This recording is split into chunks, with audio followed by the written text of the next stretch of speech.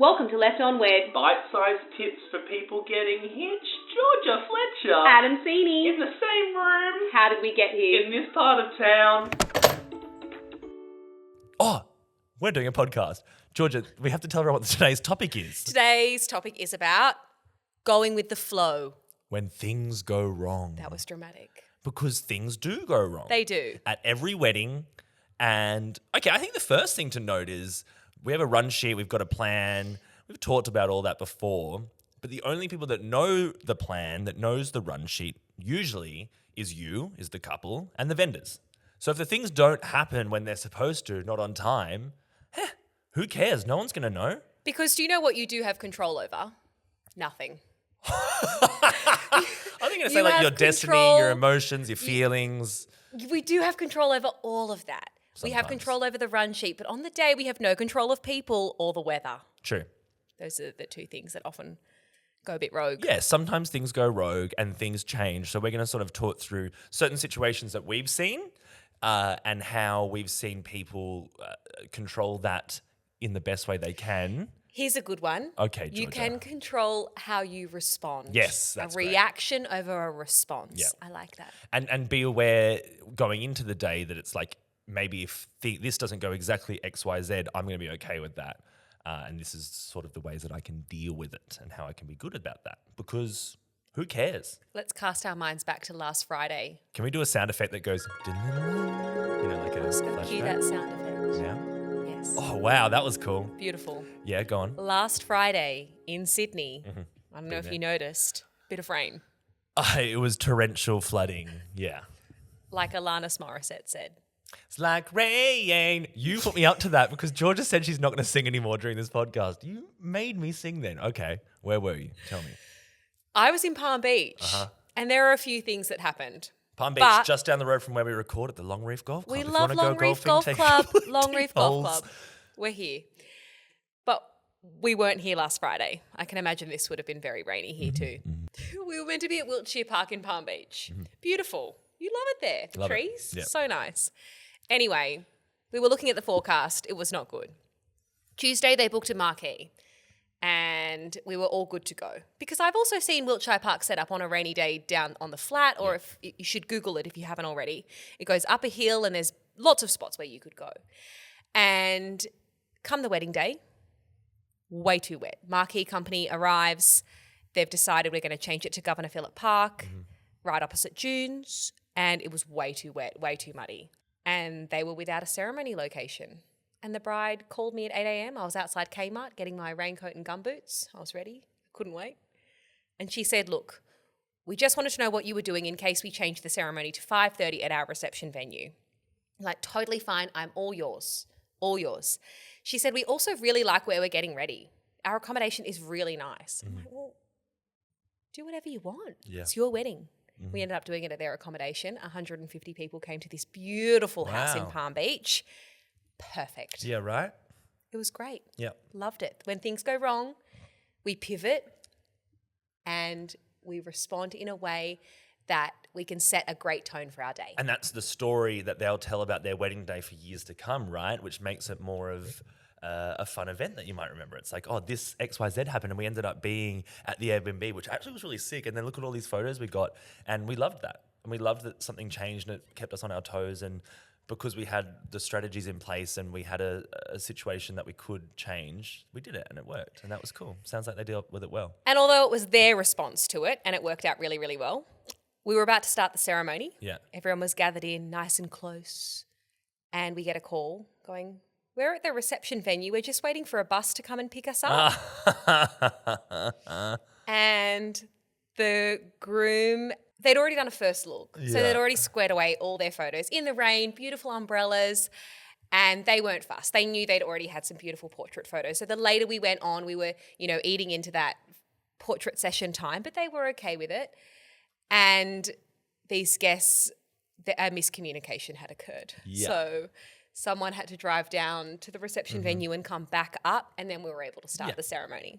And So it's not just weather. we've done a whole can be episode on the weather as well, and I think that hinders a lot into this conversation that we're having now about when things go wrong and how you deal with it. I guess one of the biggest things is having a backup plan and having, scenarios that you can go down if certain things happen. So, But also, as you're looking into your vendors, is finding people that will be flexible and having a response to things where they just want the best for you. It's not going to be an inconvenience. It's not going to be put into the too hard basket where people can pick up the phone and be like, yeah, let's do it. yeah. How about here? And on that note of vendors, when you're booking vendors and thinking about it, we're talking about contingencies and what to do when things go wrong, is having those open discussions with your vendors if things happen with them, right? So we're all human, and in a normal, we have weird jobs, you and I. Weird This is jobs. such a weird job, and none of my friends understand how it's my job. Don't They you just have- turn up on the day? Yeah, we just turn up on the day and do a half an hour little talky talk and F off. You know, in your normal job, you have sick days, you have leave, and people get sick and stuff happens, right? Life happens. People have babies. People get ill. People break legs, right? We just had the pandemic, and that was a pretty big deal. The when old it came pandeezy. to- Sometimes it might happen in the unfortunate situation where one of your vendors, one of these things might happen to them and they can't physically be there on the day. So one of the things would be having an open conversation with that vendor of what's your contingency in case this happens. And like you mentioned, the old pandeezy, we've been there, right? I like how COVID you've has made happened. that sound I made fun. I made it sound fun because it was one of the worst times in a lot and of it people's also lives. was not easy. It was so- not pandeezy. Although That's right. It our was not process did put the easy in pandeezy. That's right. We're well practiced in this situation now where if we need to find a fill-in for us, then we know who to call, where to go down. So I think a lot of your vendors would already have those contingencies put in place, but it's good to have that conversation with them to know that that could happen. I Very often rare, but yeah. I often get asked in those vibe check meetings when I'm meeting Yeah. with couples, what do you do if you can't get there on the day? And I say, well, 5 years ago, I wouldn't have been able to answer this question. But since the pandemic, I know that this process is very smooth. Yep. So usually what would happen, and celebrants slide into the DMs if you've thought of another process or you do things a little differently. But Adam and I definitely helped each other during that time, sharing the load of a few different weddings. And the celebrant's already been paid by that point, so you don't need to worry about that. They usually like to handle it. You've already done your couples quiz, so the celebrant already has information on your love story, and that can be shared with the new celebrant that's coming in to replace them. Music, vows, all of that's already done. So really, it's just someone who's done all the behind the scenes and someone else is slotting in to perform it. And what I say to them as well is like, you're going to get a very similar experience because I'm going to brief my stand-in fully on the notes that we have and the vibe that we're going to do, et cetera, et cetera. So it's going to be a similar experience, obviously not the exact same, but our job is to make it fully seamless where it's like, okay, bad situation has happened. I can't physically be there. Here's someone that's going to fill in for me and XYZ. They've been paid. They know your story. They know what's going on. It's just going to keep going from there. And your stress is kind of alleviated from there. And it's the same, not just for celebrants. I know photographers, this happens to a lot. So you're still going to get that similar style. It's not the best thing to ever happen. Of course, I get that. But, you know, understanding that, of course, life does happen as well. And although it is the biggest day of someone's life, for us, we do these every week and stuff happens. I didn't swear then. I tried not to make this episode explicit. Anyway, I was at another wedding, right? And windy day. They were doing portraits down by this little pond lakey thing at Barn on the Ridge. And yes, bride was wearing a beautiful veil. You love veils. It's windy. And the veil blows off. Blows like a paper bag, like a plastic bag in American Beauty. Is that American Beauty? I thought that was the name of a horse. Yeah. What? American Beauty? Winx? What are you talking about right now? My goodness. Keep going. The veil veil's floats floating in the wind. into the water during the Oh. portraits. Gone into this dirty pond. So then one of the... You jumped in? No, the groomsman jumps in to get the veil. and, Hero. yeah. Everyone's laughing, thinks it's hilarious. The photos are awesome, right? And the couple are cacking it. And the photos from that moment of veil going and then that action shot of it going into the water, I would say are some of their favorite photos from the gallery. It's awesome. And they loved it. They put the veil away. They didn't bother about it for the rest of the day. This was during their first look. So she didn't even wear the veil Spontaneity. during the ceremony. I love it. Veils are fine, but if you look into the tradition of why people wear veils... Oh, we'll get to an episode on that. Okay, I won't go too far into it, but don't wear a veil if you don't want to wear a veil. They just blow everywhere. They get in the way. They cover your face. However, there are some alternatives to the traditional veil. What? Yesterday, the bride, I love this couple so much. I have the best couples that I'm marrying this year. This couple, I said, where did you get your veil? It looks so good. Adam, I kid you not, it was a bow and it went to like her upper back, not long. And she said, you'll never believe it, but I went into a fabric shop and I found it in the scrap bin, and then my hair and makeup artist turned it into a bow. That's cool. It looked so good. Yeah. She looked phenomenal, and you would not have thought that that was found in a scrap bin at a That's fabric cool. shop. That's cool. So veils don't suck. Made me think of whatever. That's your opinion. Think of another one. I had a meeting the other day, and one of the brides was like, I was talking about what they were wearing, and she's like, I'm making my wedding dress. She goes, it's a tradition in my family. I'm a seamstress. Look at my outfit. I've made these jeans. I've made this cardigan. I've made this shirt. She'd made her entire outfit she was wearing that day. I admire people that can sew. Yeah, right? And this goes into our budgeting episodes. She's making her dress from silk that she's buying, and it's a tradition in her family. Her grandmother made her own dress. Her mum made her own dress, and now she's making her own dress. You're That is so accidentally beautiful. sliding into our episode on traditions. Just chuck that in. Okay, I'm gonna take a little detour, put the car in drive and go left. A celebrant friend that we both know, right? Ooh, I love this. Can His I guess name? who it is? Okay, Don't tell me. I said his. Go. No, give me a bit You just said more. don't tell me. Don't tell me the name. You know the story, so I'm just going to tell the okay. story and pretend you don't know and nod and be like, oh my God, like it's so amazing that you're telling the story like you usually do. Okay. For goodness sake, put up the facade of this podcast. I'm so aggressive today, I apologize.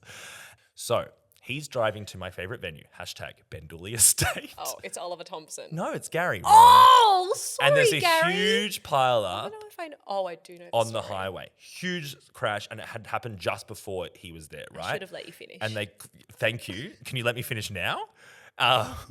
He's driving down the motorway and it's blocked. All 3 lanes going south towards Bandooly are blocked. He left really early He too. left early too. And I get a panicked phone call. I'm sure you got one as well on the did. day. He was literally saying, are you in the Southern Highlands? The road is blocked. I can't get there. And he eventually got there, but they had to go a back way. And I think he was an hour after the ceremony was supposed to begin. So what they did at Bandooly, and I think this was the staff in cahoots with the couple, they brought the canapes and drinks forward. So all the guests were there. The couple came out and just mingled and drinks before the ceremony, right? So they did that whole hour there. When Gary was finally able to make it, it wasn't his fault. They were so good about it. They did the ceremony then. So they were already there. They had done their drinks. They'd mingled with people, and he came in and did the ceremony after an Yes. hour. And he said it was actually great. He said the couple was so happy with the flow of it because it wasn't what they expected, but they were able to break the ice with everyone, have some fun, have a chat, and then he got there and they were more comfortable during the ceremony because they'd had that time with their friends and family. And this couple last Friday, they were actually very open to that idea Mm. too. If they had to go for the later option at June's at 5:30, they said they'd have everyone at the house, they'd have canapes, do everything a little bit unconventional, but they were happy to do that. Yeah. So it is how you respond to those situations that you can't control. That's exactly right. It's like being open to the fact that this is, the way that we've framed the day and done our run sheet and talked about it is the ideal scenario. And if it doesn't happen like this, we're going to be okay. We're still going to get married. Things are still going to happen. It's going to be okay. And if we embrace it, it's going to be okay because people feed off the couple's energy. So if we're happy and we're having fun and we're just letting go, we're letting the people we've put in place to run it, then it's going to be sweet.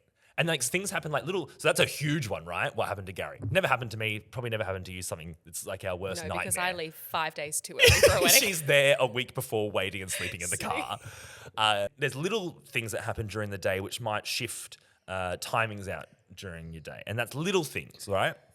I've had couples come up to me during reception and be like, what time is it? We're like, are we 5 minutes behind? And it's like, I've had to say to them, not relax, but sit down. I've got this. It's all good. We'll make up the time. And then they realize, okay, maybe I shouldn't, try and run every part of the day. Because sometimes it might be like kitchen's running 10 minutes behind, et cetera, et cetera. I had a wedding here at our favorite venue, the Long Reef Golf Club.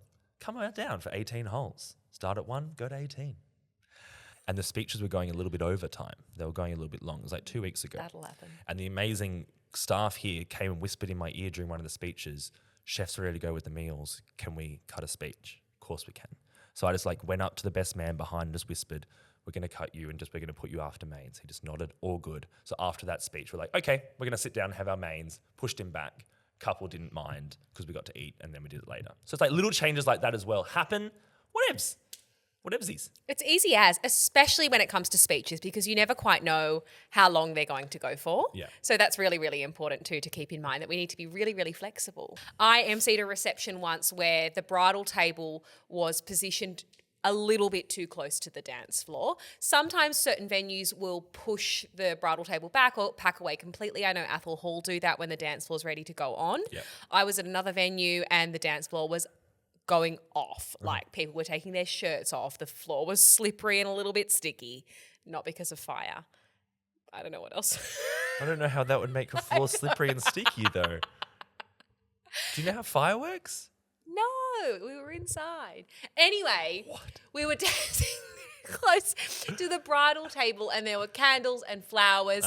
And with those two powers combined, we had to do a little bit of like fanning to put out the fire. Oh my goodness me. Yeah, it was wild. How about But it was this? good. How about this? Quick fire run through things that we've seen happen at weddings. So we're waiting for the ceremony to start at this particular wedding, and the venue manager comes down and is like, "Hey, bus is bogged.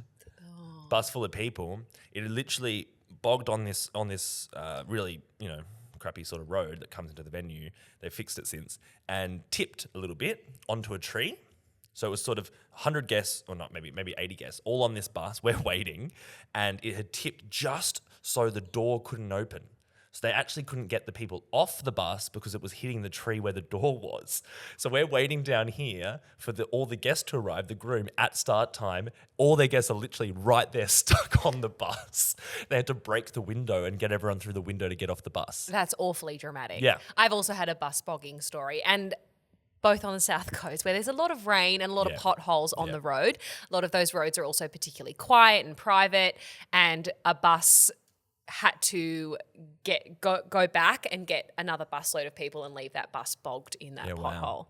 Yeah. Can I talk about, it was at this exact same wedding actually. Finally we got going, and this is one of the things I think we both hear a lot of as one of a fear of the people walking down the aisle. Biggest fear, right? One of the bridesmaids fell down walking down the aisle. And I think we both hear it, the person walking down the aisle, the fear of, I'm going to be okay at the ceremony, but I'm scared of falling down the aisle. Do you hear that a lot? Yes, all the time. It's like a huge fear that people have. It is. I've never seen like a bride or groom or one of the people getting married fall whilst walking down the aisle. Never. I've seen a bridesmaid do it once. I almost slipped on your favourite thing, a veil, last Friday. It was one way to open the ceremony, the celebrant just slipping on a veil. See, but it's okay if you do it. It was fine. Because you would know how to handle it and recover and get up and be like Charlie I Chaplin. literally had just said, we're more than good. Because the bride was like, we're good. I said, we're more than good. Whoa! I guess the biggest, I always say to the person who's afraid of falling down the aisle, firstly, go slow, take baby steps. If you're walking in with someone, lean on them as much as you can and just go slow.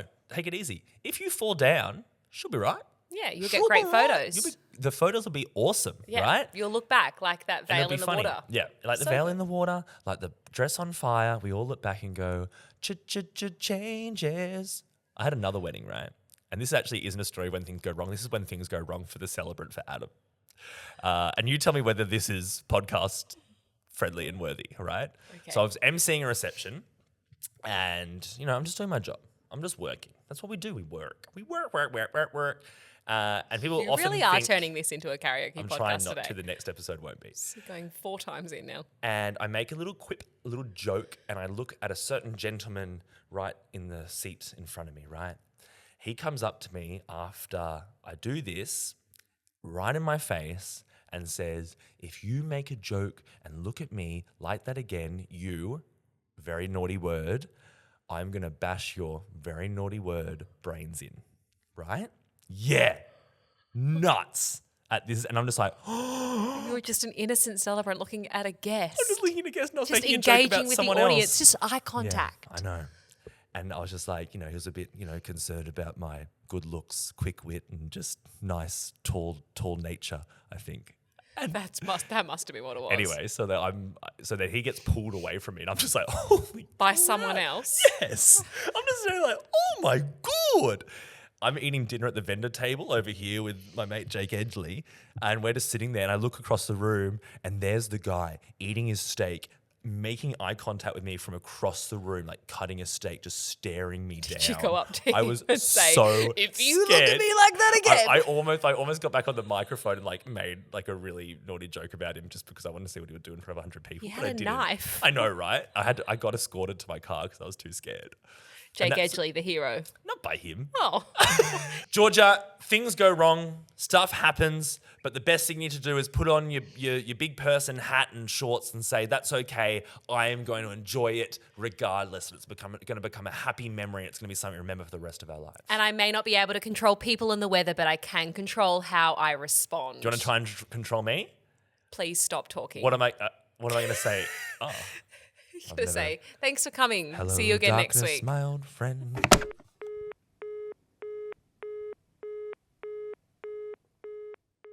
Hey, thanks for listening. We are so happy that you listened. I'm over the moon. In fact, if you want a little bit more, follow us on the socials. Where are we? You can find us on YouTube. You can find us on Instagram, TikTok, Left on Wed Podcast. And if you want to inquire with our services for Celebrant MC and coordination, you can find Georgia at Georgia Fletcher Celebrant. And you can find Adam at Married by Adam. Hey, if you have any ideas, questions, topics for episodes, please slide into our DMs. You can send us an email as well, which is leftonwedpodcast@gmail.com. And if you're loving the podcast, please tell your friends, tell people who are getting hitched. We need you to spread the word like wildfire. Get it out there. We really want to say a big thank you to Long Reef Golf Club as well for letting us record the podcast here at their incredible wedding venue. So inquire with them today if you're looking for the perfect wedding venue for your private event or your wedding. See you there soon, Georgia. See you there.